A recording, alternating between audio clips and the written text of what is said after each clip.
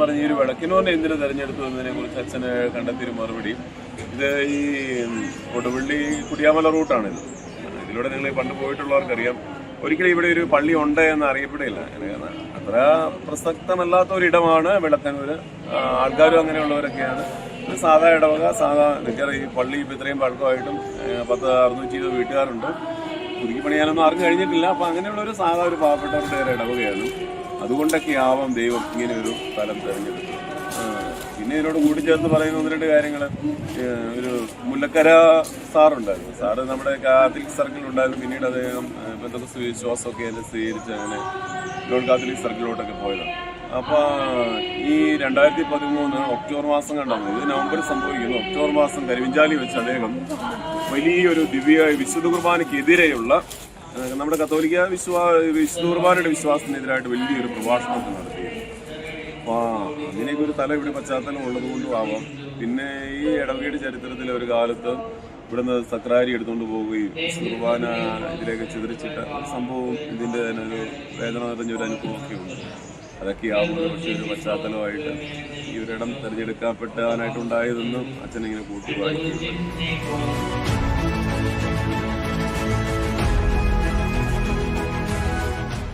പിന്നെ വലിയൊരു അടയാളം പോലെ ഞങ്ങൾക്ക് അന്ന് തോന്നിയത്, ഇത് നവംബർ 31 ഉച്ച കഴിഞ്ഞ് 2:30 ന്യൂൺഷ്യ വന്ന് ഇത് ഔദ്യോഗികമായിട്ട് പ്രഖ്യാപിക്കുന്നത്. അപ്പോൾ ഈ വർഷം നിങ്ങൾക്കറിയാം എല്ലാവരും ഭയങ്കര മഴയായിരുന്നു. അതായത് നമുക്ക് നേരത്തെ മഴ തുടങ്ങി, മെയ് മാസത്തിലെ മഴയായിരുന്നു. അപ്പോൾ കണ്ണൂര് ഈ പറയുന്ന പോലെ 28, 29, 30, 31 ആ ആഴ്ചകളിലെല്ലാം ഇങ്ങനെ കളക്ടർ റെഡ് അലർട്ട് പ്രഖ്യാപിച്ചുകൊണ്ടിരിക്കുകയാണ്. ആദ്യം 3 ദിവസം, പിന്നെ 6 ദിവസം, പിന്നെ 7 ദിവസം ഇങ്ങനെ തുടർന്നുകൊണ്ടിരിക്കുകയാണ്. അപ്പോൾ ഈ 31-ാം തീയതി ഇവിടെ ഭയങ്കര പെരുമഴ എന്ന് പറഞ്ഞാൽ പെരുമഴ. അത് നമുക്കൊന്നും അങ്ങോട്ട് ഒരിടത്തോടും ചെയ്യാൻ പറ്റില്ല. എന്ത് ചെയ്താലും കാര്യമില്ല. കാരണം പുറത്ത് അവിടെ വലിയൊരു പന്തലൊക്കെ ഇട്ടായിരുന്നു പരിപാടി. അപ്പോൾ ഒന്നും നടക്കുന്നില്ല. ഇങ്ങനെ ഞങ്ങളെല്ലാവരും ഇങ്ങനെ സങ്കടപ്പെട്ടിരിക്കുകയാണ്. കാരണം ഇത്രയും ആൾക്കാർ വരുന്നതാണ്, ന്യൂഷ്യ വരുന്നതുകൊണ്ടാണ് ഈ മഴക്കാലത്ത് തന്നെ വെച്ചത്. അപ്പോൾ അങ്ങനെ ഇരുന്ന് 11:30 വരും മഴ എന്ന് പറഞ്ഞ മഴ. അപ്പോൾ ഞാൻ ആദ്യമായിട്ട് ഈ തോർണമെല്ലാം കെട്ടി ഇങ്ങനെ നടക്കുന്ന ഇടയ്ക്ക് ഇങ്ങനെ നമ്മുടെ മനസ്സിലിങ്ങനെ വിചാരിക്കുന്നു, ഇങ്ങനൊരു അടയാളമാണ്, ഈശോ പ്രവർത്തിച്ചതാണ്. അത് ശരിയാണെങ്കിൽ പിന്നെ എന്തിനാ ഒരു മഴയ്ക്ക് പുള്ളി മാറ്റാവുന്ന കേസേ ഉള്ളൂ. കാരണം ഇവിടെ കുറേ അക്രൈസ്തവർ എല്ലാവരും ഉണ്ട്. അവർക്കും ഒരു സാക്ഷിയാണ്. എന്നാ പറഞ്ഞാൽ അത് ഓർക്കില്ല. നിങ്ങൾ വലിയ വലിയ അത്ഭുതമാണെന്നൊക്കെ പറയുന്നത് മഴ മാറ്റാൻ പറ്റാത്ത അത്ഭുതമൊക്കെ ഉണ്ടാകുന്നത്. പക്ഷേ പ്രിയമുള്ളവരെ, പിന്നീട് സംഭവിച്ചൊരു കാര്യം എന്ന് പറഞ്ഞാൽ 12 മണിക്ക് തെളിഞ്ഞ വെയിൽ, ഒരു കാലത്തും ഇല്ലാത്ത ചൂട്, അതേപോലത്തെ ഒരു വെയിലായിരുന്നു. ആ വെയില് റെഡ് അലർട്ട് പ്രഖ്യാപിച്ച ദിവസമെന്ന് പറഞ്ഞത്. അത് രാത്രി 7 മണിക്ക് നമ്മൾ തിരികെ ഈ തിരുവോസ്തി അവിടെ നിന്ന് തലശ്ശേരിയിൽ നിന്ന് ന്യൂഷ്യെല്ലാം കൂടെ വാഹനത്തിൽ ഇങ്ങോട്ട് കൊണ്ടുവരുന്നു. അവര് ഇവിടെ 2:30 കുർബാനയോട് കൂടി അവിടെ അൾത്താരയിൽ പ്രത്യേകമുള്ള ഒരു പീഠത്തിൽ പ്രതിഷ്ഠിച്ചു. അതിനുശേഷം അവിടുന്ന് തിരികെ ഇപ്പോഴുള്ള ദേവാലയത്തിലുള്ള പീഠത്തിലേക്ക് 7 മണിയായപ്പോൾ കൊണ്ടുവന്നു. അതുവരെ ഒരു തുള്ളി മഴ പോലും പെയ്തില്ലെന്ന് മാത്രമല്ല, അന്ന് ഏറ്റവും കൂടുതൽ ചൂടുള്ള ഒരു ദിവസം കൂടിയാണ്. അതേസമയം തന്നെ ഇതിന് ചുറ്റുവട്ടം കരിഞ്ചാല, ആലക്കോട്, നടുവിൽ ഇവിടെ എല്ലാം ഭയങ്കര മഴയുമായിരുന്നു. അതൊരു വലിയൊരു അടയാളം. അത് റെഡ് അലർട്ട് പ്രഖ്യാപിച്ച ദിവസം, ആ ഒരു ദിനം, ഇങ്ങനെ ഒരു കാലാവസ്ഥ നമുക്ക് ഇന്നും ഇപ്പോഴും മനസ്സിലാകാത്ത ഒരു സ്ഥലമായിട്ട് തന്നെ നിൽക്കുന്നു.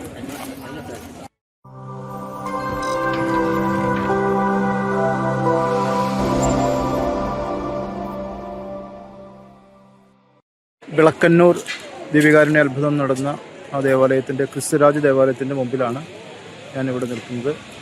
ഇന്ന് ഈ ദേവാലയത്തിൽ വന്ന് വിശുദ്ധ കുർബാനയിൽ പങ്കെടുക്കുവാനും ഈ ദീപികാരുണ്യ അത്ഭുതം കാണുവാനും സാധിച്ചു.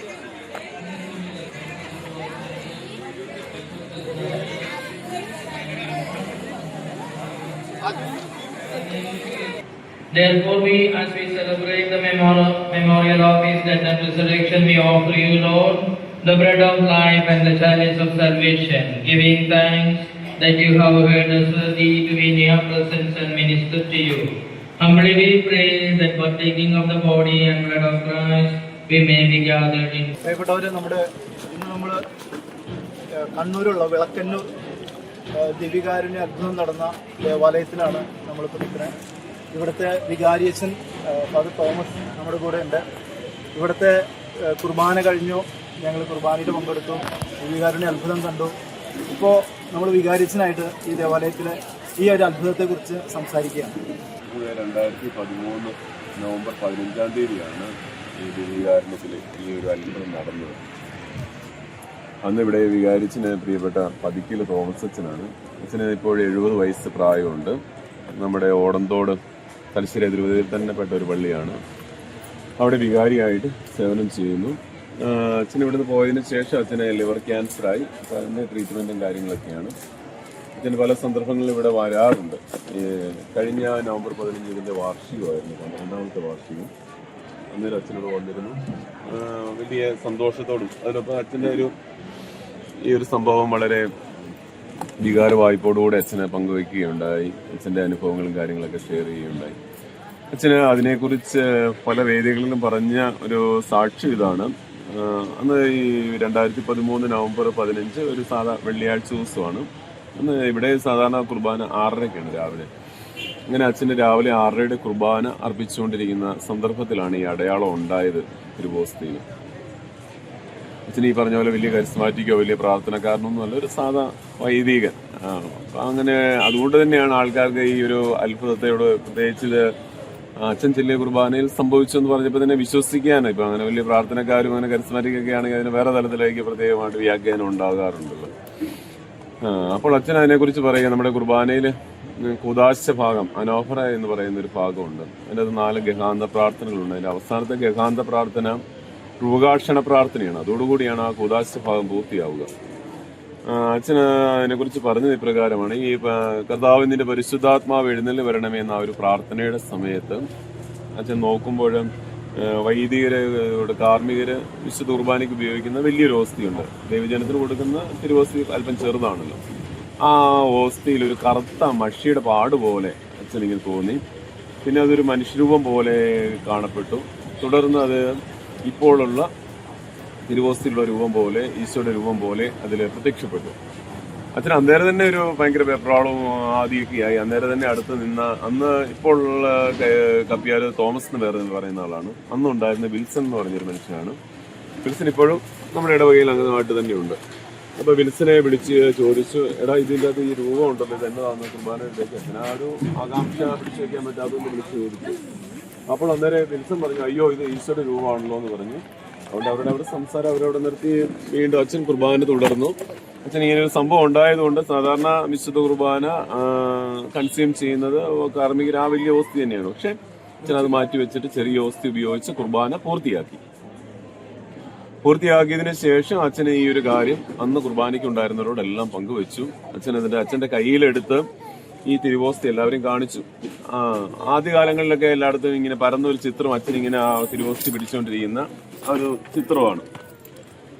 അതിനുശേഷം അച്ഛന് വീണ്ടും കൊണ്ടുപോയി അത് സക്രാരിൽ വെച്ച് പൂട്ടി.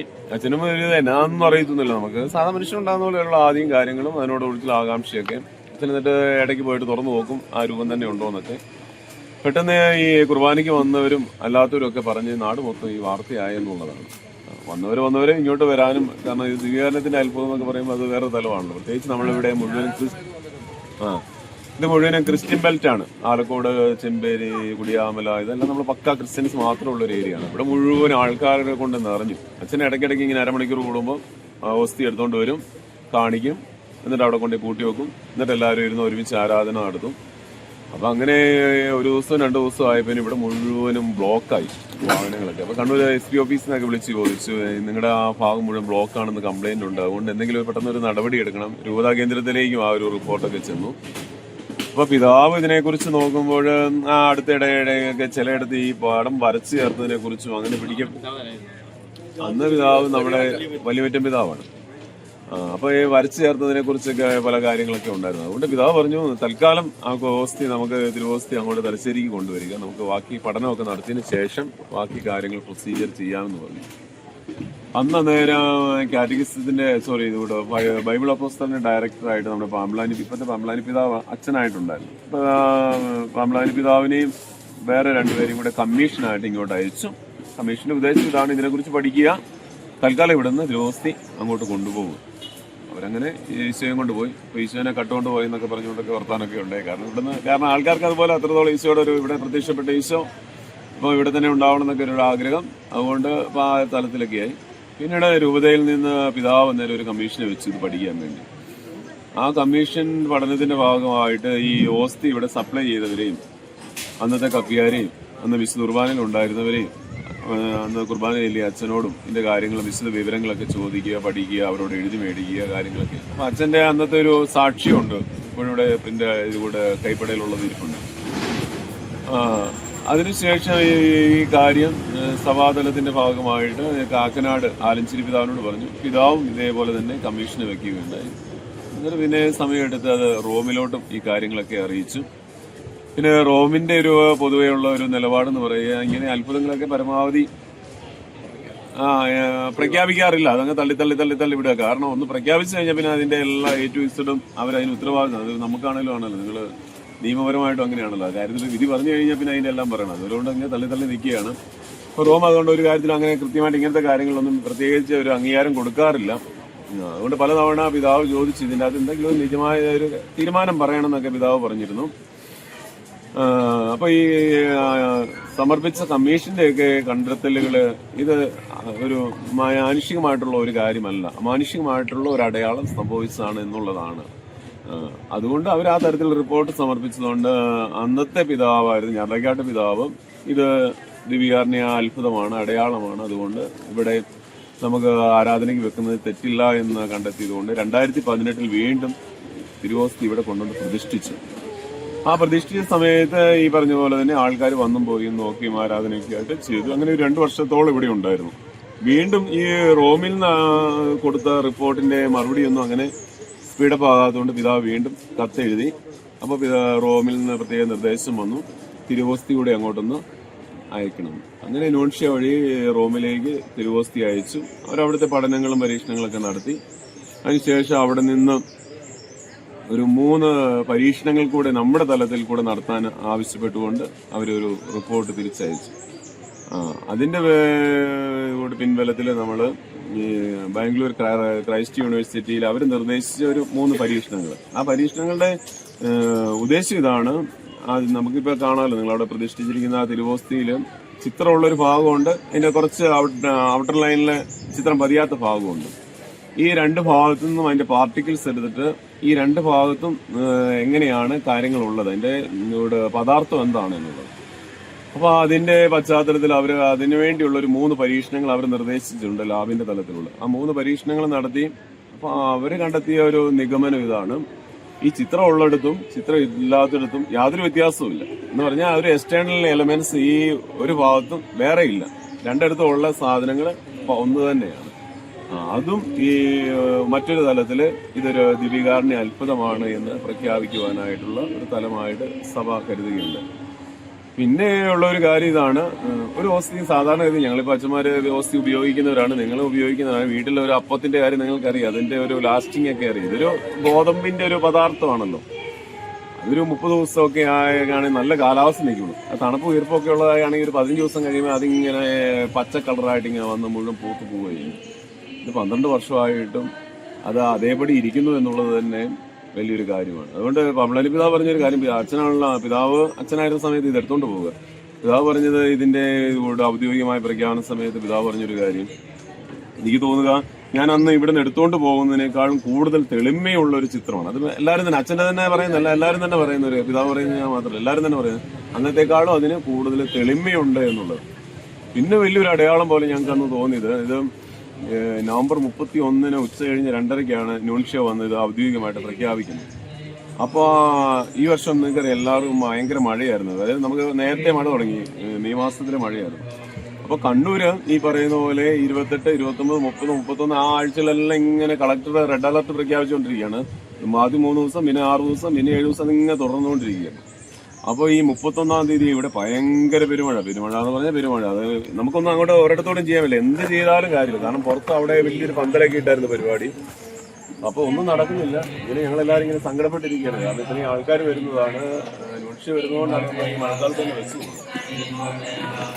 അപ്പോൾ അങ്ങനെ ഇരുന്ന് 11:30 വരും മഴ എന്ന് പറഞ്ഞ പെരുമഴ. അപ്പോൾ ഞാൻ ആദ്യമായിട്ട് തോർണമെല്ലാം കെട്ടി ഇങ്ങനെ നടക്കുന്ന ഇടയ്ക്ക് ഇങ്ങനെ നമ്മുടെ മനസ്സിലിങ്ങനെ വിചാരിക്കുന്നു, ഇങ്ങനെ ഒരു അടയാളമാണ്, ഈശോ പ്രവർത്തിച്ചതാണ്. അത് ശരിയാണെങ്കിൽ പിന്നെ എന്തിനാ ഒരു മഴയ്ക്ക് പുള്ളിക്ക് മാറ്റാവുന്ന കേസേ ഉള്ളൂ. കാരണം ഇവിടെ കുറെ അക്രൈസ്തവർ എല്ലാവരും ഉണ്ട്, അവർക്കും ഒരു സാക്ഷിയാണ്. എന്നാ പറഞ്ഞാൽ അത് ഓർക്കില്ല, നിങ്ങൾ വലിയ വലിയ അത്ഭുതം എന്നൊക്കെ പറയുന്നത് മഴ മാറ്റാൻ പറ്റാത്ത അത്ഭുതമൊക്കെ ഉണ്ടാകും. പക്ഷെ പ്രിയമുള്ളവരെ, പിന്നീട് സംഭവിച്ചൊരു കാര്യം എന്ന് പറഞ്ഞാൽ 12 മണിക്ക് തെളിഞ്ഞ വെയിൽ, ഒരു കാലത്തും ഇല്ലാത്ത ചൂട്, അതേപോലത്തെ ഒരു വെയിലായിരുന്നു. ആ വെയില് റെഡ് അലർട്ട് പ്രഖ്യാപിച്ച ദിവസമെന്ന് പറഞ്ഞു. അത് രാത്രി 7 മണിക്ക് നമ്മൾ തിരികെ ഈ തിരുവോസ്തി അവിടെ നിന്ന് തലശ്ശേരിയിൽ നിന്ന് ന്യൂസിയെല്ലാം കൂടെ വാഹനത്തിൽ ഇങ്ങോട്ട് കൊണ്ടുവരുന്നു. അവര് ഇവിടെ 2:30 കുർബാനയോട് കൂടി അവിടെ അൾത്താരയിൽ പ്രത്യേകമുള്ള ഒരു പീഠത്തിൽ പ്രതിഷ്ഠിച്ചു. അതിനുശേഷം അവിടുന്ന് തിരികെ ഇപ്പോഴുള്ള ദേവാലയത്തിലുള്ള പീഠത്തിലേക്ക് 7 മണിയായപ്പോൾ കൊണ്ടുവന്നു. അതുവരെ ഒരു തുള്ളി മഴ പോലും പെയ്തില്ലെന്ന് മാത്രമല്ല, അന്ന് ഏറ്റവും കൂടുതൽ ചൂടുള്ള ഒരു ദിവസം കൂടിയാണ്. അതേസമയം തന്നെ ഇതിന് ചുറ്റുവട്ടം കരിഞ്ചാല, ആലക്കോട്, നടുവിൽ ഇവിടെ എല്ലാം ഭയങ്കര മഴയുമായിരുന്നു. അതൊരു വലിയൊരു അടയാളം. അത് റെഡ് അലർട്ട് പ്രഖ്യാപിച്ച ദിവസം, ആ ഒരു ദിനം, ഇങ്ങനെ ഒരു കാലാവസ്ഥ നമുക്ക് ഇന്നും ഇപ്പോഴും മനസ്സിലാകാത്ത ഒരു സ്ഥലമായിട്ട് തന്നെ നിൽക്കുന്നു. ഈ ജസ്റ്റ് മെയില് 2000 അത് കഴിഞ്ഞ മെയ് 25 സോറി 25-ാം തീയതി 25-ലാണ്. അപ്പോൾ അതിങ്ങനെ അതിനോടനുബന്ധിച്ച് ഇവിടെ നടക്കുന്ന എന്തോ ഒരു പ്രോഗ്രാമിനോടനുബന്ധിച്ചാണ് വലിയ മഴയുള്ള സമയത്താണെങ്കിലും ആ സമയങ്ങളെല്ലാം ക്ലിയർ ആയിട്ട് ദൈവം ക്രമീകരിക്കുന്നു. അപ്പോൾ അതിങ്ങനെ പോകുന്നു. ഈ പതിക്കൽ അച്ഛനോട് ഇതിനെക്കുറിച്ച് ചോദിച്ചപ്പോൾ അച്ഛന് പറഞ്ഞ 1-2 കാര്യങ്ങൾ ഇതാണ്. അച്ഛനെ പറഞ്ഞു, ഞാനും പല തവണയും ദൈവത്തിൻ്റെ മുൻപിൽ ഇങ്ങനെ ഓർത്തതാണ്, എന്തുകൊണ്ടായിരിക്കും എന്നെ തെരഞ്ഞെടുത്തത്. അപ്പം അച്ഛൻ എന്നിട്ട് ഇങ്ങനെ പറയുന്ന ഒരു കാര്യം ഇതാണ്. പക്ഷെ തലശ്ശേരി തിരുവതയിൽ ഒരു 350 വൈദികരുള്ള ഇതിൽ ഒന്നുകൊണ്ട് ഒരു പക്ഷേ അങ്ങനെ നോട്ടബിളായിട്ട് അങ്ങനെ പെട്ടെന്ന് പറയുന്ന പേരൊന്നുമല്ല എൻ്റെ. ഞാനൊരു സാധാ വൈദികൻ, സാധാ ഇങ്ങനെ ഒരു ഇടവൈദ്യനായിട്ട് ജീവിച്ചു പോകുന്നൊരു മനുഷ്യൻ. എനിക്ക് എൻ്റെതായ കുറവുകളും ബലഹീനതകളൊക്കെ ഉണ്ട്. അതുകൊണ്ടായിരിക്കും എന്നെ ദൈവം ഇങ്ങനെ ഒരു കാര്യത്തിന് തിരഞ്ഞെടുത്തത്. അപ്പോൾ അച്ഛന് കഴിഞ്ഞ പ്രാവശ്യം ഈ വാർഷികത്തിന് വന്ന് കരഞ്ഞുകൊണ്ട് പറഞ്ഞൊരു കാര്യം ഇതാണ്, എനിക്ക് ഈ ദിവികാനീസ് എൻ്റെ ചേട്ടനെ പോലെയാണ് എന്ന് പറഞ്ഞാൽ, ഞാൻ ആരും ചിലപ്പോൾ അറിഞ്ഞിട്ടൊന്നും ഉണ്ടാവില്ല, ഞാൻ ആരോടും പറയാറുമില്ല. പക്ഷേ ഞാൻ രാത്രി കാലങ്ങളിൽ നിങ്ങൾക്കറിയില്ല, ക്രൂശിലോ ആൾക്കാരെ സക്രാരി ക്രൂശിലോത്തിൻ്റെ അടിയിലാണ് ആൾക്കാർ, അതിൻ്റെ മുൻപിൽ അതിനിടയിലുള്ള ചെറിയ സ്പേസിൽ ഞാൻ അവിടെ ഒരു കസേരയൊക്കെ ഇട്ട് ചുമ്മാ ഇങ്ങനെ ചേട്ടനോടൊക്കെ വർത്തമാനം പറയുന്ന പോലെ ഞാനും ഈശോയോട് വർത്തമാനം പറയാറുണ്ട്. അങ്ങനെ ഞാൻ ദൈവത്തിന് കൊടുത്ത ഒരു സമയത്തിന് ദൈവം എനിക്ക് തന്ന ഒരു സമ്മാനമാകാം ഇതെന്ന് പറഞ്ഞ് അച്ഛനെ കണ്ണീരോടുകൂടെ പറഞ്ഞു തോന്നുന്നു. പിന്നെ അച്ഛൻ പറഞ്ഞു, ഈ ഒരു വിളക്കിനോനെ എന്തിനു തിരഞ്ഞെടുത്തു എന്നതിനെ കുറിച്ച് അച്ഛന് കണ്ടെത്തിയൊരു മറുപടി, ഇത് ഈ കൊടുവള്ളി കുടിയാമല റൂട്ടാണിത്. ഇതിലൂടെ നിങ്ങൾ പണ്ട് പോയിട്ടുള്ളവർക്കറിയാം, ഒരിക്കലും ഇവിടെ ഒരു പള്ളി ഉണ്ട് എന്ന് അറിയപ്പെടില്ല. കാരണം അത്ര പ്രസക്തമല്ലാത്ത ഒരിടമാണ് വിളക്കനൂർ. ആൾക്കാരും അങ്ങനെയുള്ളവരൊക്കെയാണ്. ഒരു സാധാ ഇടവക, സാധാ ഈ പള്ളി ഇപ്പം ഇത്രയും പഴക്കമായിട്ടും 620 വീട്ടുകാരുണ്ട്. പുതുക്കി പണിയാനൊന്നും ആർക്കും കഴിഞ്ഞിട്ടില്ല. അപ്പം അങ്ങനെയുള്ള ഒരു സാധാ ഒരു പാവപ്പെട്ടവരുടെ ഒരു ഇടവകയാണ്. അതുകൊണ്ടൊക്കെ ആവാം ദൈവം ഇങ്ങനെ ഒരു സ്ഥലം തിരഞ്ഞെടുത്തത്. പിന്നെ ഇതിനോട് കൂടിച്ചേർത്ത് പറയുന്ന 1-2 കാര്യങ്ങൾ, ഒരു മുല്ലക്കര സാറുണ്ടായിരുന്നു. സാറ് നമ്മുടെ കാത്തലിക് സർക്കിളുണ്ടായിരുന്നു. പിന്നീട് അദ്ദേഹം പെന്തക്കോസ്ത് വിശ്വാസമൊക്കെ സ്വീകരിച്ച് അങ്ങനെ ലോഡ് കാത്തലിക് സർക്കിളിലോട്ടൊക്കെ പോയതാണ്. അപ്പോൾ ഈ 2013 ഒക്ടോബർ മാസം കണ്ടാണ്, ഇത് നവംബറിൽ സംഭവിക്കുന്നു. ഒക്ടോബർ മാസം കരിവിഞ്ചാലി വെച്ച് അദ്ദേഹം വലിയൊരു വിശുദ്ധ കുർബാനയ്ക്കെതിരെയുള്ള നമ്മുടെ കത്തോലിക്ക വിശുദ്ധ കുർബാനയുടെ വിശ്വാസത്തിനെതിരായിട്ട് വലിയൊരു പ്രഭാഷണമൊക്കെ നടത്തിയിരുന്നു. അപ്പോൾ അങ്ങനെയൊക്കെ ഒരു തല ഇവിടെ പശ്ചാത്തലം ഉള്ളതുകൊണ്ടും ആവാം. പിന്നെ ഈ ഇടവകയുടെ ചരിത്രത്തിൽ ഒരു കാലത്ത് ഇവിടുന്ന് സക്രാരി എടുത്തുകൊണ്ട് പോവുകയും കുർബാന ഇതിലേക്ക് ചിതറിച്ചിട്ട സംഭവം, ഇതിൻ്റെ തന്നെ ഒരു വേദന നിറഞ്ഞൊരു അനുഭവമൊക്കെ ഉണ്ട്. അതൊക്കെ ആവുമ്പോൾ പക്ഷേ ഒരു പശ്ചാത്തലമായിട്ട് ഈ ഒരിടം തിരഞ്ഞെടുക്കപ്പെട്ടാനായിട്ടുണ്ടായതെന്നും അച്ഛനിങ്ങനെ കൂട്ടി വായിക്കുകയുണ്ട്. ഏതായാലും ഇതൊക്കെയാണ് ഇതിൻ്റെ പുറകിലുള്ളത്. ഏതായാലും 12 വർഷമായിട്ട് തിരുവോസ്തി അങ്ങനെ തന്നെ ഇരിക്കുന്നു എന്നുള്ളത് നമുക്ക് ആർക്കും മനസ്സിലാകാതെ നമ്മളിപ്പോൾ തലശ്ശേരിയിൽ നിന്ന് ഇവിടുന്ന് കൊണ്ടുപോയി അതൊരു സ്റ്റെപ്പുണ്ടല്ലോ അതിൻ്റെ ഉള്ളിൽ, ആ സ്റ്റെപ്പ് ചില ബ്രേക്ക് ചെയ്തായിരുന്നു ഗ്ലാസ്. അവരൊന്ന് മാറ്റി അന്ന് അതെടുത്ത് തിരിച്ചു വെച്ചപ്പോൾ അതിൻ്റെ അകത്ത് ചെറിയൊരു ബ്രേക്ക് വന്നിട്ടുണ്ട് നമ്മളതിനകത്ത്. അതിനുശേഷം പിന്നെ നമ്മളിവിടെ വന്നതിന് ശേഷം ഞാനതിൻ്റെ അന്ന് എടുത്ത്, അല്ലാണ്ട് അത് ഓപ്പൺ ആക്കിയിട്ട് അങ്ങനെ ചെയ്തില്ല, ജസ്റ്റ് ഒന്ന് തുറന്നു, അല്ലാതെ അതിൻ്റെ അന്ന് ഇങ്ങനെ എടുത്തിട്ടില്ല. ഈ പള്ളി തന്നെയായിരുന്നു ഇതേ പള്ളി, ഇതേ ആൾക്കാരെ, ഇതേ ഈ പുറമെയുള്ളതൊക്കെ ഇപ്പൊ ഇതിനോട് ഒരു സാധനം മാത്രം ഉണ്ടാക്കിയെന്നുള്ളത്. ഇതെല്ലാം ഈ ഷെഡ് മാത്രമൊക്കെ എക്സ്ട്രാ വെച്ചുള്ളൂ. ബാക്കിയെല്ലാം ഇതേപോലെ പഴയ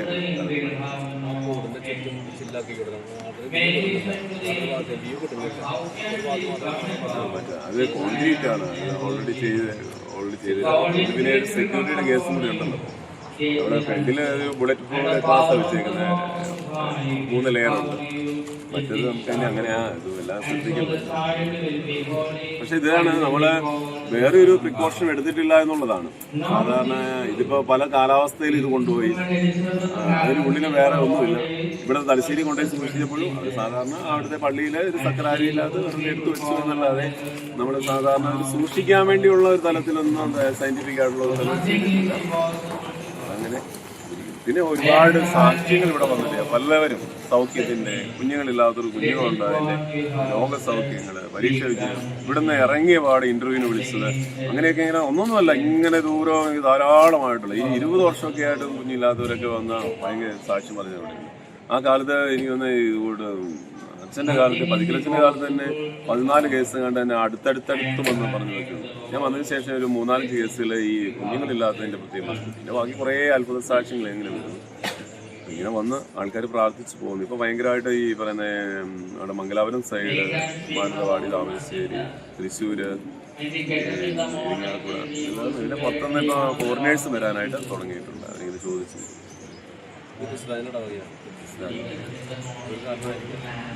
പിന്നെ നമ്മൾ ഓരോന്നോരോന്നൊക്കെ ആയിട്ട് കൂട്ടി വായിക്കും.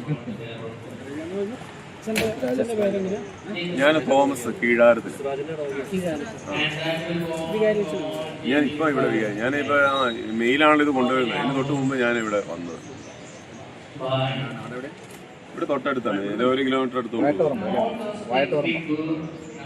ഓക്കെ. അപ്പോൾ നമുക്ക് നമ്മുടെ ഹൈക്കോടതിയിൽ നിന്ന് വന്ന ഈ അഭിഭാഷകരായ നമുക്ക് അച്ഛൻ്റെ ഒരു മെസ്സേജ് ഇവിടുന്ന് കിട്ടാനായിട്ട് നൽകിയ ആ സമയത്ത് നന്ദി പറയുന്നു. നമ്മളെല്ലാവരും ഈ ഒരു ദിവ്യകാരുണ്യ വിശ്വാസത്തിലേക്ക് കൂടുതൽ അടുക്കട്ടെ എന്ന് പ്രാർത്ഥിക്കുന്നു. നന്ദി.